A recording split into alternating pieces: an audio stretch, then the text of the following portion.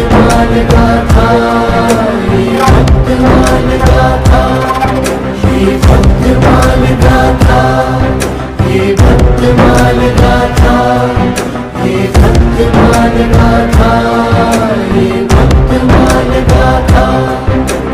भक्त जनों ने कैसे कैसे अपने प्रभु को पाया, भक्त जनों से कैसे कैसे प्रभु ने खेल रचाया। भक्त और भगवान के प्रेम का दर्शाती नाता, ये है भक्तमाल गाथा, भक्तमाल गाथा, ये भक्तमाल गाथा, ये भक्तमाल गाथा।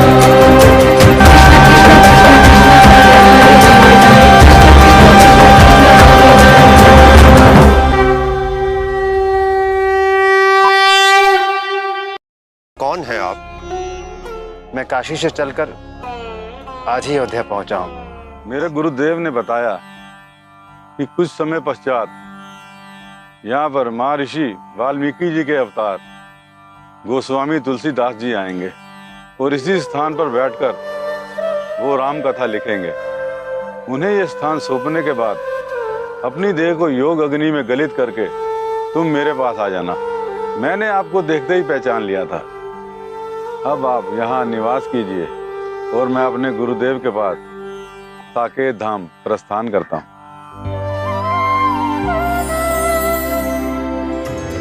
प्रभु राम की कथा है ये जो तुम्हें सुनानी है। अब तुम्हें प्रभु श्री राम का वही चरित्र लिखना है जिसे तुमने शिव जी के कथन अनुसार अपने गुरुदेव से बाल्यकाल में सुना और समझा था, जो तुम्हारे हृदय में बसा हुआ है। दास बने हैं राम के ऐसे जैसे श्री हनुमान। तुमने एक ऐसे ग्रंथ की रचना की है जिसे युगों युगों तक मानव जाति का कल्याण होता रहेगा।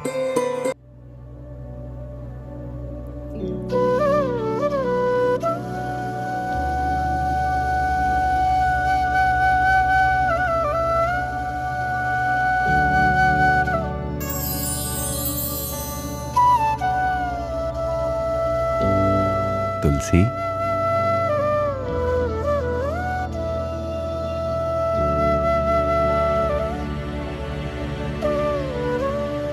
हे राम भक्त हनुमान, आपको बारंबार प्रणाम। तुम्हारा कल्याण हो तुलसीदास। आज पूरे 2 वर्ष 7 माह और 26 दिन के पश्चात तुमने रामचरितमानस नाम की यह कृति संपन्न की है। ये सब आपकी कृपा और प्रेरणा का फल है प्रभु। इतना समय व्यतीत हो गया और मुझे इस बात का आभास भी नहीं हुआ। ऐसा लग रहा है जैसे मैंने कल ही लिखना प्रारंभ किया हो। ये सब तुम्हारी एकाग्रता और लगन का परिणाम है, जिसके लिए भगवान श्री राम और शिव जी ने तुम्हें चुना है और तुम्हें सामर्थ्य भी दिया है। अवश्य भगवान, आपकी भी मुझ पर विशेष कृपा है। आपके कृपा के कारण ही मुझे प्रभु श्री राम के दर्शन का सौभाग्य प्राप्त हुआ। तत्पश्चात अपने नेत्रों से प्रभु श्री राम की लीलाओं को देखते हुए उनके चरित्र को लिखने का प्रयास किया है। कि मैंने कुछ नहीं लिखा प्रभु, अपितु मुझसे लिखवाया गया है। रामचरितमानस नाम की यह कृति तुम्हारी कीर्ति को अमर कर देगी तुलसीदास। इस ग्रंथ के माध्यम से इस संसार में तुम्हारा नाम प्रसिद्ध हो जाएगा। हे प्रभु, आपकी कृपा ही मेरे लिए सर्वश्रेष्ठ है। आज का दिन बहुत विशेष है और शुभ है। आज ही के दिन त्रेता युग में भगवान श्री राम का विवाह संपन्न हुआ था। तब तो आज बहुत ही मंगलकारी तिथि है प्रभु। यही तिथि प्रभु श्री राम के चरित्र को प्रसारित करने के लिए सबसे उत्तम है। अवश्य प्रभु, मैं आज से इस ग्रंथ का प्रचार प्रसार प्रारंभ कर देता हूँ। अवश्य तुलसीदास, मेरा आशीर्वाद सदैव तुम्हारे साथ है। प्रणाम प्रभु।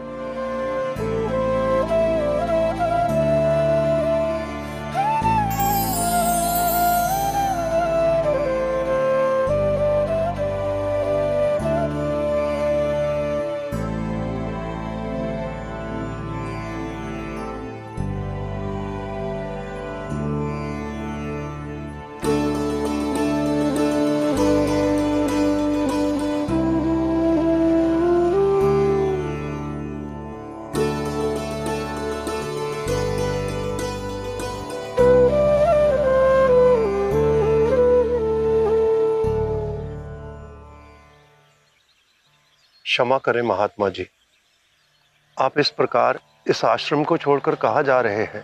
सिद्ध महात्मा ने तो कहा था कि अब आपको यही निवास करना है। आपने सत्य कहा महात्मन, मैं आपको बताना भूल गया था। अब मैं काशी के लिए प्रस्थान कर रहा हूं। महात्मा जी, अकस्मात आप किस कारण से काशी जा रहे हैं? अपने माता पिता का आशीर्वाद लेने के लिए। आपके माता पिता? मैं कुछ समझा नहीं महात्मा। महात्मन, श्री रामचरित मानस की रचना करने के पश्चात मुझे समस्त देवी देवताओं का आशीर्वाद प्राप्त हुआ, किंतु अपने माता पिता का आशीर्वाद मुझे नहीं मिला। इसलिए उनके पास जाकर मैं आशीर्वाद लेने जा रहा हूं। इसके लिए स्वयं मुझे उनके पास जाना होगा। आपके माता पिता काशी में रहते हैं? पूर्व में आपने कभी मुझे बताया ही नहीं। किंतु उनकी आयु की अवस्था तो बहुत अधिक हो गई होगी। उनकी अवस्था से ही संपूर्ण संसार की व्यवस्था है। मैं कुछ समझा नहीं। अर्थात ये कि भगवान शिव और माता पार्वती ही मेरे माता पिता हैं। बाल्यकाल से लेकर आज तक उन्होंने ही मेरा पालन पोषण और मेरी रक्षा की है। आज रामचरित मानस की रचना करने के पश्चात उनके आशीर्वाद मुझे प्राप्त न हो तो क्या महत्व? मैं आपकी बात का अर्थ समझ गया महात्मा। महात्मन, मैं भगवान शिव के निर्देश का पालन करते हुए उनके कृपा से श्री रामचरित मानस की रचना की। अब उन्हें यह अर्पित करके उनका आशीर्वाद प्राप्त करना चाहता हूं। महात्मा, आपके विचार महान हैं और चित्त संयमित। इतने बड़े और महान ग्रंथ की रचना करने के उपरांत भी आपको स्वयं पर थोड़ा भी अभिमान नहीं है। महात्मन, मनुष्य तो माध्यम और साधन होता है। साधक तो परम पिता परमात्मा ही होते हैं। सब उन्हीं की इच्छा है। इसीलिए मनुष्य को अपने समस्त कर्तव्य ईश्वर को समर्पित करके जीवन पथ पर आगे बढ़ना चाहिए। महात्मा, आपके सानिध्य में रहने से मेरा भी कल्याण हो जाता, परंतु आपका जाना भी आवश्यक है। इसलिए मैं आपको रोकूंगा नहीं। परंतु आपसे मेरी एक विनती है, आप जब भी कभी अयोध्या आए तो मुझे सेवा का अवसर अवश्य प्रदान करें। अवश्य महात्मन, अब मुझे आज्ञा दीजिए।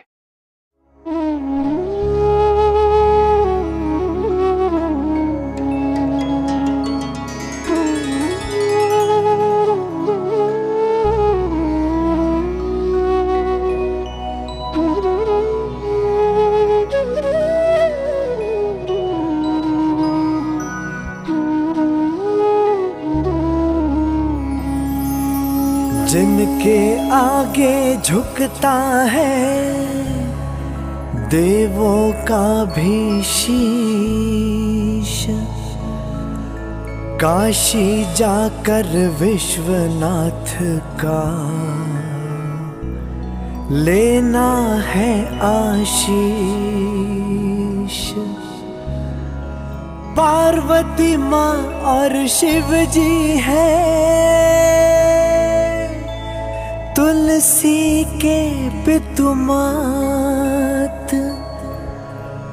महादेव अब रखेंगे अपने पुत्र के सिर पे हाथ।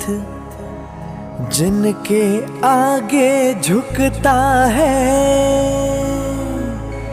देवों का भी शीश, काशी जाकर विश्वनाथ का लेना है आशीष।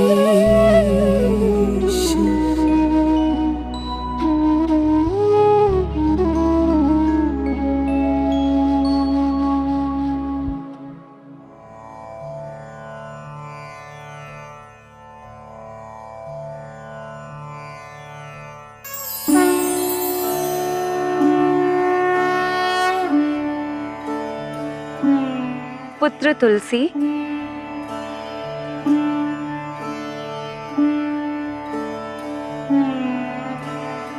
हे गंगा मैया, आपको मेरा प्रणाम।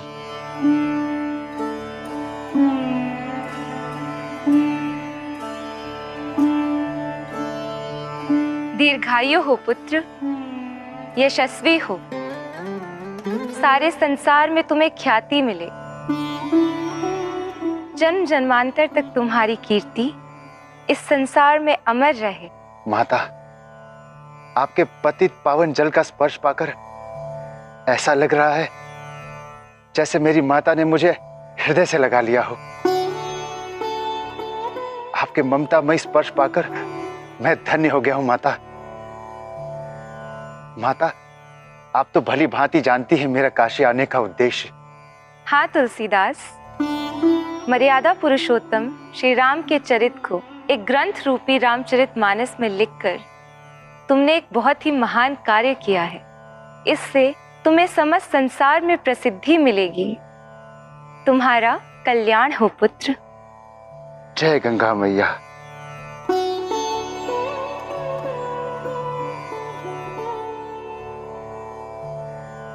माता,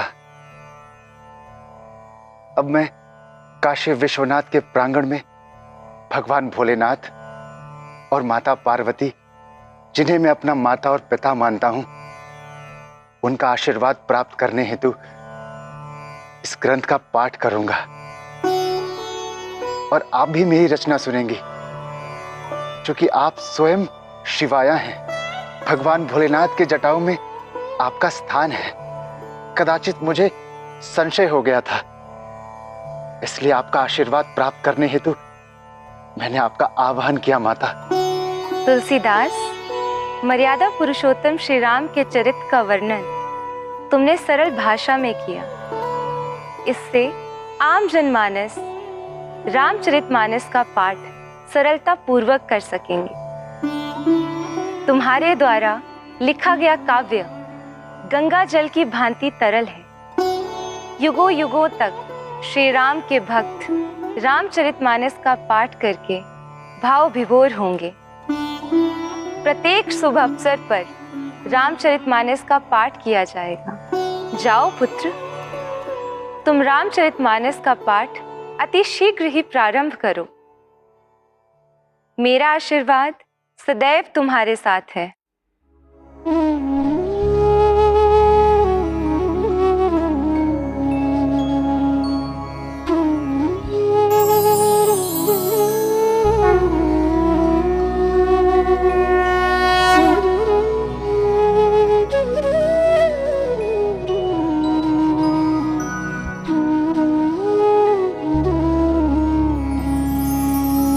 रामचरित की कठिन परीक्षा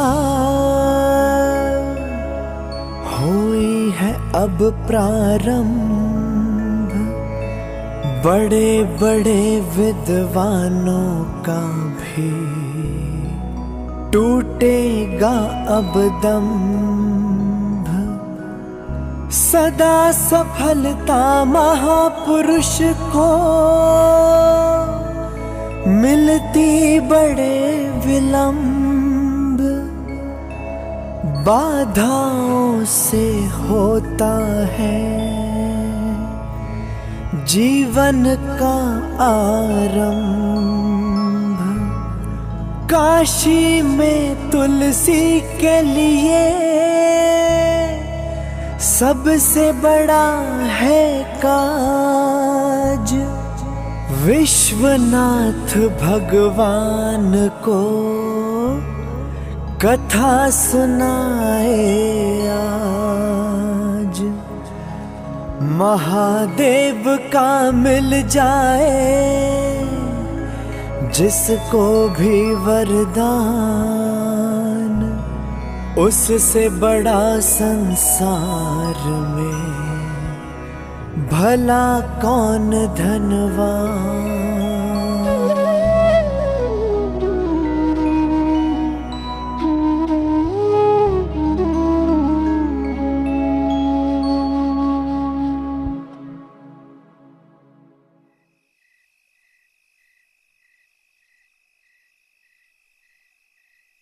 शंभू केशव, काशी विश्वनाथ मंदिर में तुमने आज उस संत की राम कथा सुनी?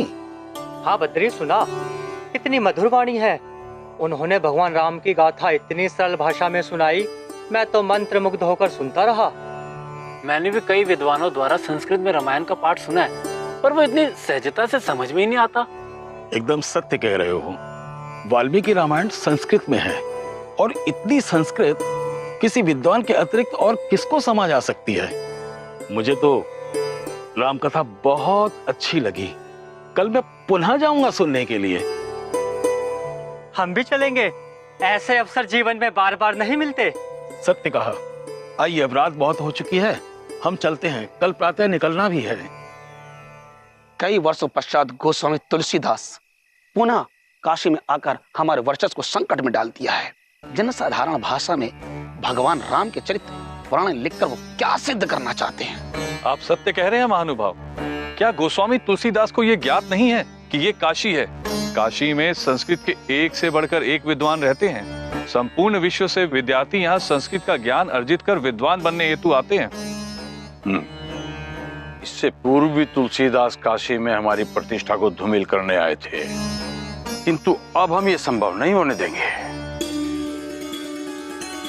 काशी पर हमारा कितनी पीढ़ियों से अधिकार है, और हम ये भली भांति जानते हैं, जो विद्वान होता है उसी को संस्कृत भाषा का ज्ञान होता है। सत्य कह रहे हैं आप मान्यवर। ये तो सूर्य के आगे दीपक जलाने वाली बात हो गई। मुझे तो ये जानकर आश्चर्य होता है कि लोगों की बुद्धि कितनी भ्रमित होती जा रही है, जो उसे सुनने के लिए अधिक से अधिक संख्या में पहुंचते हैं। उन्हें पता होना चाहिए कि हर अनुष्ठान में केवल सुंदरकांड पाठ ही पढ़ा जाता है। हम इस श्लोक को संस्कृत में ही पढ़ते हैं और सुनते हैं, जो हमारी सनातन भाषा है। संस्कृत हमारी सभी भाषाओं की जननी है। अब शीघ्र ही हम काशी विश्वनाथ मंदिर के पुजारी और काशी नगर प्रमुख से बात करेंगे। मेरा भी यही विचार है पंडित जी। शीघ्र ही वहां चलते हैं और उनसे बात करते हैं।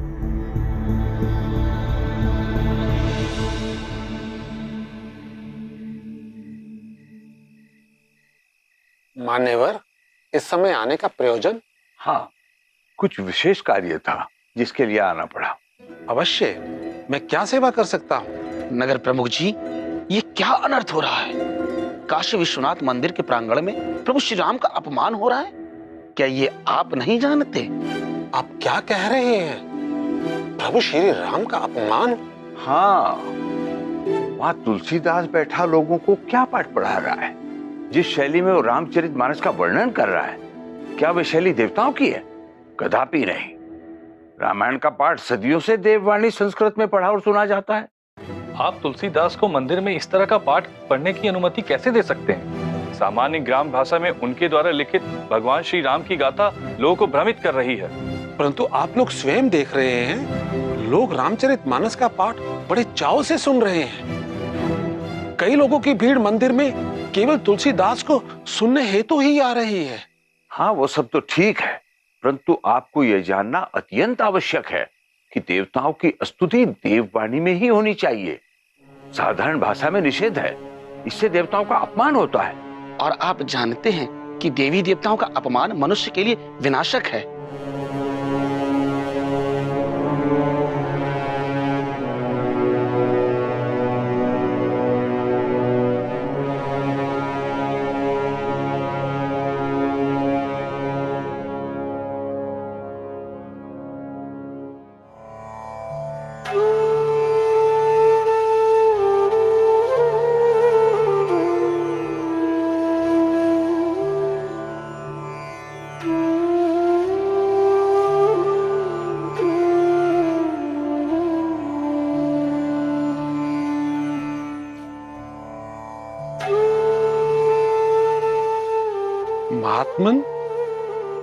महात्मन, क्या आप जाग रहे हैं?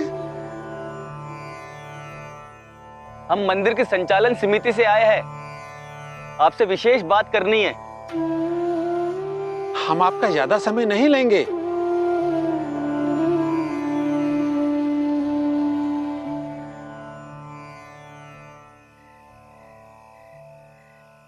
प्रणाम। प्रणाम। आप लोग इस प्रहर? क्षमा चाहूंगा, आप लोगों को प्रतीक्षा करनी पड़ी। मैं ध्यान में मग्न था, इसलिए विलंब हो गया। कैसी बात कर रहे हैं ज्ञानेश्वर? आप जैसे विद्वान पुरुष के लिए तो हम सदैव उपस्थित हैं, किंतु आपकी आज्ञा हो तो हम आपसे एक विषय पर बात करने के इच्छुक हैं। आपको जो भी कहना है कहिए। आप तो ज्ञानी पुरुष हैं और मैं आशा करता हूं कि मेरे कथन से अपने मन में किसी प्रकार का द्वेष नहीं रखेंगे। ये आप क्या कह रहे हैं? मैं तो ये सोच रहा हूं कि आपने मुझे मंदिर प्रांगण में श्री रामचरितमानस के पाठ का अवसर प्रदान किया। इसका मैं ऋण किस प्रकार चुका पाऊंगा? ऋणी तो हम हैं और काशी नगरी के लोग हैं कि आपने प्रभु राम के चरित्र का इतना अद्भुत काव्य ग्रंथ किया है, ऐसा हमने कभी सोचा भी नहीं था। कदाचित ये पहला अवसर है कि हमारे मंदिर के प्रांगण में इतनी भारी संख्या में श्रद्धालु उपस्थित हुए हैं। आपने मुझे मंदिर में रामचरितमानस का पाठ करने का अवसर प्रदान किया, मेरे ठहरने हेतु उत्तम प्रबंध किया। मैं जिस कार्य के निष्पादन करने के लिए काशी आया था वो मैं कर पाया। रामचरितमानस में जो कुछ भी है वो प्रभु की इच्छा और आदेश का अनुसरण करके ही लिखा है। हम आपसे इसी विषय को लेकर कुछ कहने आए हैं प्रभु। ऐसा प्रतीत होता है कि आप किसी असमंजस में हैं। आप जो कुछ भी कहना चाहते हैं निसंकोच कहिए। ये काशी है, भगवान शिव की नगरी। उनकी इच्छा के बिना कुछ भी नहीं होता है। निसंदेह आप जो कर रहे हैं वो सराहनीय है। तो जानते ही है, काशी में कई विद्वान संस्कृत में शिक्षा, दीक्षा, वेद ग्रंथों का पाठ, ग्रंथों का अनुसरण सब कुछ संस्कृत भाषा में ही करते हैं। ऐसे में आपने बोलचाल की भाषा को काव्य संकलन में उपयोग करके संस्कृत भाषा की अवहेलना करने की चेष्टा की है।